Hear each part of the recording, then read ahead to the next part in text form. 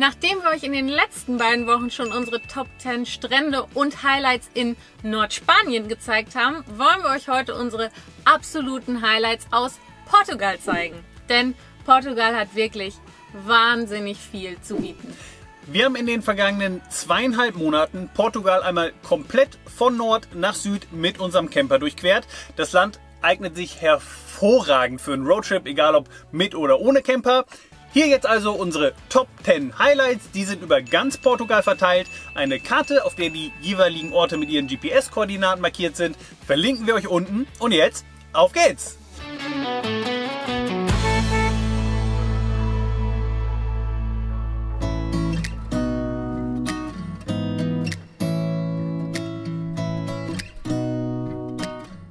Porto ist die zweitgrößte Stadt Portugals und steht immer ein bisschen im Schatten von Lissabon. Uns hat das kulturelle Zentrum des Nordens jedoch absolut begeistert. Wir hatten bereits hohe Erwartungen, aber die wurden noch einmal übertroffen. Die Stadt, durch deren Zentrum der Fluss Douro fließt, strotzt nur so vor Sehenswürdigkeiten. Man kann stundenlang durch die schmalen Gassen schlendern und immer wieder Neues entdecken. Süße Cafés laden zum Verweilen ein, der berühmte Portwein ist allgegenwärtig und Sonnenuntergänge von einem der vielen Aussichtspunkte der Stadt können magisch sein. Und dann liegt Porto auch noch direkt am Meer. In wenigen Minuten ist man mit Bus, Bahn oder Fahrrad an der Küste und kann das Rauschen der Wellen genießen. Porto hat definitiv unsere Herzen erobert.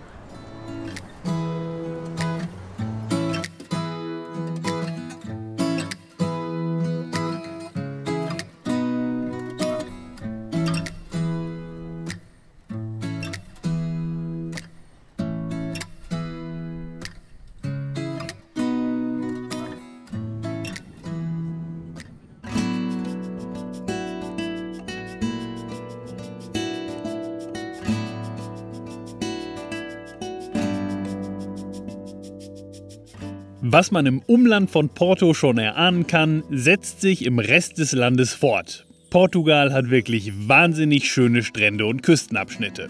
Ein Abschnitt, den wir hervorheben wollen, liegt zwischen Porto und Lissabon in der Region Centro. Hier reiht sich ein kilometerlanger Sandstrand an den nächsten. Und diese Region hat einen weiteren Bonus. Freistehen mit dem Camper ist hier super einfach. Während Wohnmobile außerhalb von Campingplätzen an der Algarve inzwischen nicht mehr allzu gern gesehen werden, ist die Situation hier im spärlich besiedelten Norden dieses sehr camperfreundlichen Landes noch sehr entspannt. Eine perfekte Kombination, wie wir finden.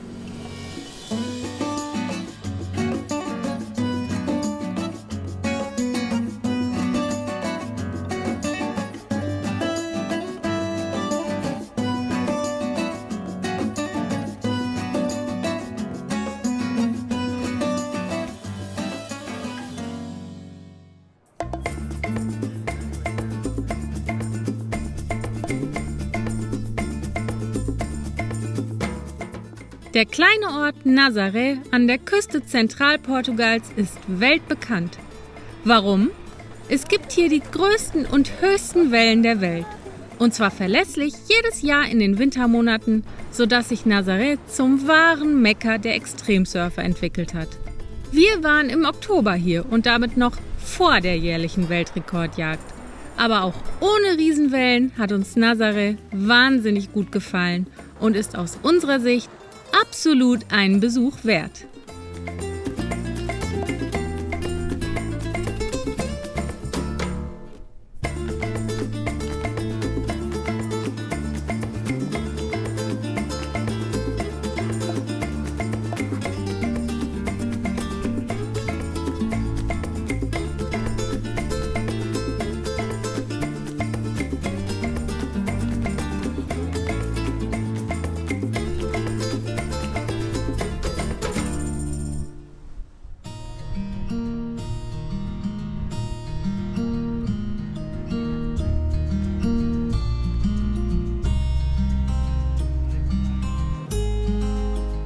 Mit Ericeira schafft es eine weitere Surferhochburg auf unserer Highlight-Liste. Und das, obwohl wir selbst noch nie auf einem Surfbrett standen. Man muss aber auch kein begeisterter Wellenreiter sein, um an Ericeira Gefallen zu finden.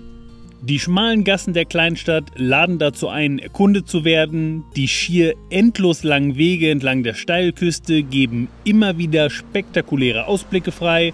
Und wenn nicht gerade ein internationaler Surfwettkampf stattfindet, kann man an den vorgelagerten Stränden auch sicher einen entspannten Badetag verbringen.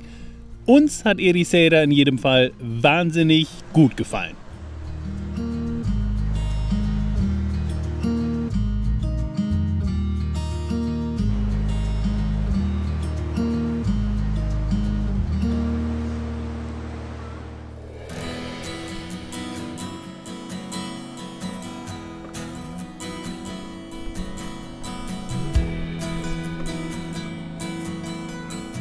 Sintra war für uns die größte Überraschung während unseres Roadtrips durch Portugal.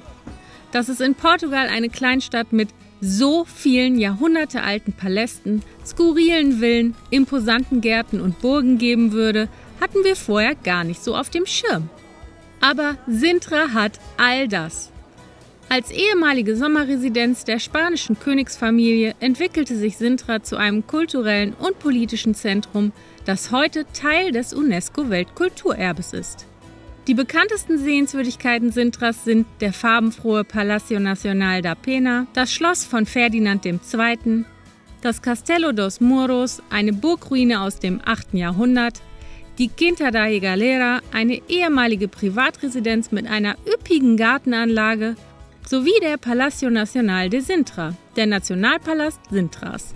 In dem kleinen Ort, nur knapp 25 Kilometer westlich von Lissabon, gibt es so viel zu entdecken, dass wir Sintra ein komplett eigenes Video gewidmet haben. Das verlinken wir euch hier oben in der Ecke und auch nochmal unten in der Videobeschreibung.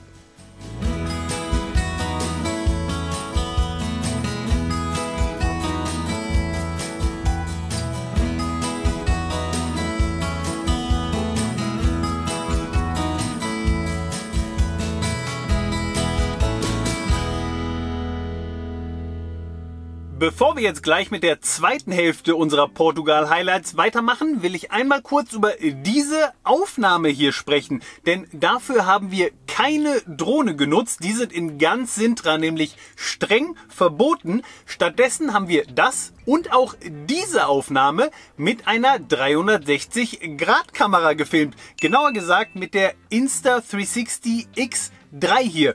Es gibt viele Sachen, die diese Kamera besonders machen. Allen voran die Tatsache, dass sie den Selfie-Stick unsichtbar machen kann. Das ist eine absolute Spezialität von Insta360. Auch die One AS, die modulare Action-Cam, die nicht nur richtig gute 4K-Aufnahmen, sondern mit unterschiedlichen Wechselobjektiven auch 360-Grad-Aufnahmen filmen kann und die wir tatsächlich fast jeden Tag im Einsatz haben, kann den Selfie-Stick unsichtbar machen. Das ermöglicht unter anderem Aufnahmen, bei denen es so aussieht, als würde die Kamera vor oder über einem herschweben. Das finden wir jedes Mal aufs Neue absolut genial. Wie das technisch funktioniert und was man damit sonst noch alles so anstellen kann, das haben wir schon mal etwas ausführlicher in unseren beiden separaten Videos zu den Kameras gezeigt. Die verlinken wir euch unten nochmal. Schaut euch das gerne an, wenn euch das interessiert. Und wenn ihr gerade auf der Suche nach einer neuen Actioncam seid und dabei sparen wollt, schaut euch auch die Insta360 Rabattaktion an, die gerade läuft. Der Vorgänger der X3, die X2, ist nämlich 15% günstiger gerade und die One AS hier, die ist sogar 114 € reduziert. Ich glaube, das ist der größte Rabatt, den es dafür bisher jemals gab. Und aufgrund unserer Partnerschaft mit Insta360 gibt es für alle, die über unsere Links unten in der Videobeschreibung bestellen, zu jeder Kamera auch noch ein gratis Geschenk oben drauf. Es lohnt sich also doppelt. Schaut es euch gerne an. Vielen Dank an Insta360 für die Kooperation. Und jetzt geht's weiter mit unserer Highlight-Liste, Platz Nummer 6.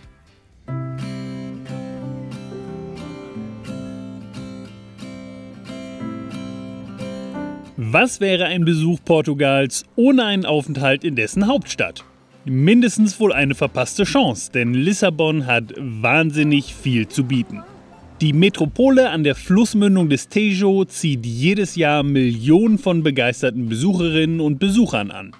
Egal ob eine Fahrt mit der berühmten Straßenbahn, ein Ausflug zu einem der vielen Aussichtspunkte, ein ausgedehnter Spaziergang durch die sehenswerte Altstadt mit einer Pause in einem der zahlreichen exzellenten Restaurants oder ein Abstecher ins hippe Künstlerviertel. Lissabon hat wohl für jeden Geschmack etwas zu bieten. Wir waren 2 Tage in der Stadt unterwegs und haben dabei sicher nur einen Bruchteil der vielen Sehenswürdigkeiten gesehen, die es hier zu entdecken gibt.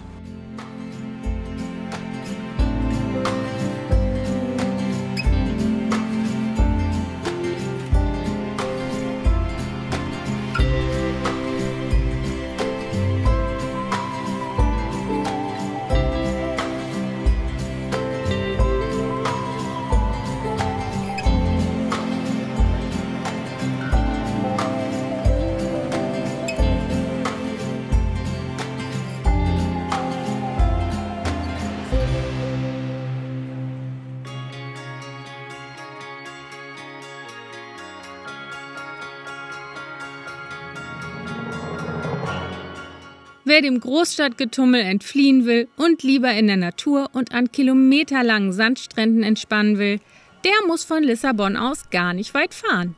Denn südlich der Hauptstadt erstreckt sich eine ausgedehnte Halbinsel, die so schön ist, dass wir sie in unsere Highlightliste Portugals mit aufnehmen mussten. Nur 40 Kilometer vom Stadtzentrum Lissabons entfernt kann man zum Beispiel den versteckten Traumstrand Praia do Ribeiro do Cavalo besuchen, dessen Wasser so türkisblau ist, wie wir es in Europa nur selten gesehen haben. Der Strand liegt am Rande des Naturparks von Arrabida, der definitiv ebenfalls einen Besuch wert ist.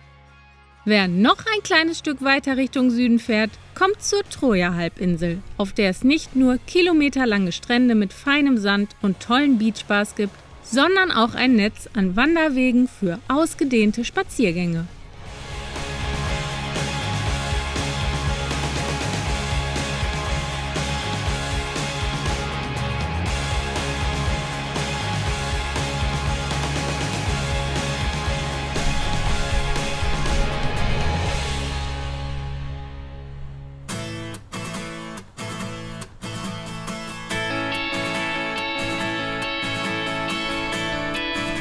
Nur ein paar Kilometer weiter südlich liegt ein Strand, der uns so sehr überrascht und so gut gefallen hat, dass wir ihn hier separat aufführen wollen.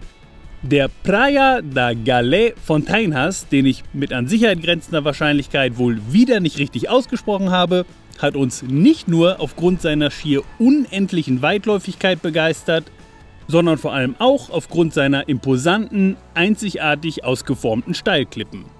Wir sind aus dem Staunen kaum mehr herausgekommen. Die Tatsache, dass wir den Strand und die Klippen zudem nahezu alleine genießen konnten, hat dem Ganzen noch die Krone aufgesetzt.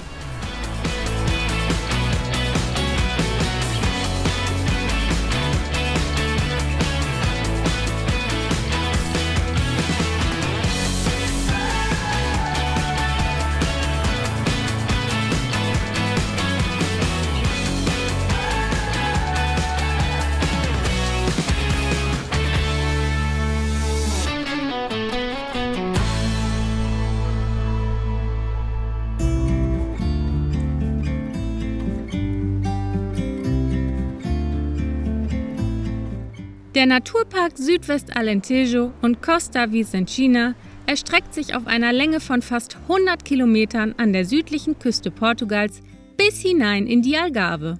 Er gilt als der am besten erhaltene Küstenstreifen in ganz Europa und beheimatet wahnsinnig viele Tier- und Pflanzenarten.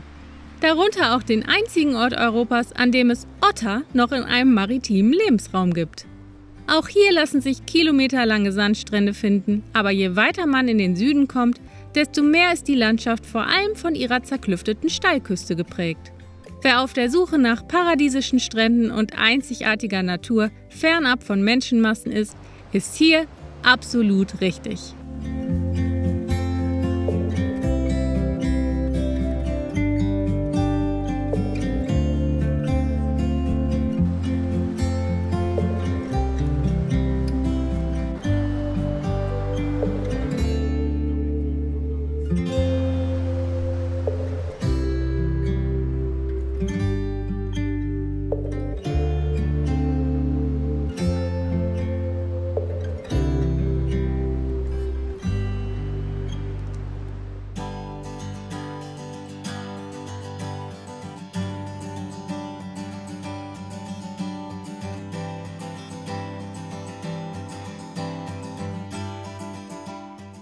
Ganz im Süden Portugals, da wo selbst im Winter die Temperaturen meist noch angenehm warm sind, liegt die Algarve.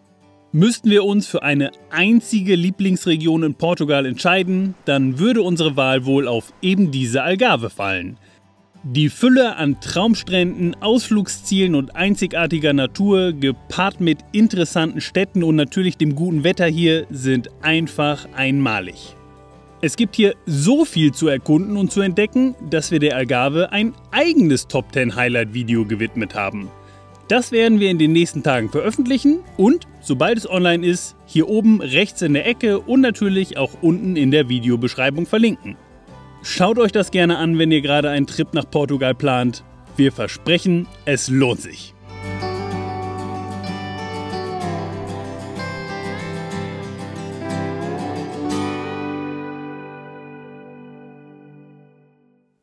Das waren sie also, unsere Top 10 Highlights in Portugal. Wie immer gilt, das ist definitiv keine vollständige Liste aller sehenswerten Ziele in Portugal, allein schon, weil wir zum Beispiel nicht auf den portugiesischen Inseln unterwegs waren und auch im Landesinneren gibt es garantiert noch einiges zu erkunden. Aber das hier waren eben unsere Top 10 Highlights aus 2,5 Monaten Roadtrip durch Portugal. Wenn ihr Orte oder Sehenswürdigkeiten kennt, von denen ihr meint, dass sie auf jeden Fall auf eine Bestenliste gehören, dann lasst es uns gerne wissen. Dann können wir unsere Liste mit Zielen für einen hoffentlich weiteren Trip nach Portugal in der Zukunft schon mal wieder füllen. Schreibt die Orte gerne hier unten in die Kommentare, damit alle das lesen und sich weiter inspirieren lassen können. Wir hoffen, das Video hat euch gefallen und wir konnten euch ein bisschen näher bringen, wie schön Portugal ist. Das Land ist aus unserer Sicht absolut eine Reise wert, mindestens eine. Wenn euch das Video gefallen hat, drückt gerne unten auf den Daumen hoch und abonniert natürlich auch gerne unseren Kanal, wenn ihr das noch nicht gemacht habt. Hier wird es ab der nächsten Woche wieder mit neuen Reisevlogs von uns aus Südspanien weitergehen. Wir sind sehr gespannt, was wir hier alles erleben. Bis es soweit ist, senden wir euch viele liebe Grüße aus der Ferne. Wir hoffen, ihr habt einen schönen Tag und damit tschüss und bis zum nächsten Mal.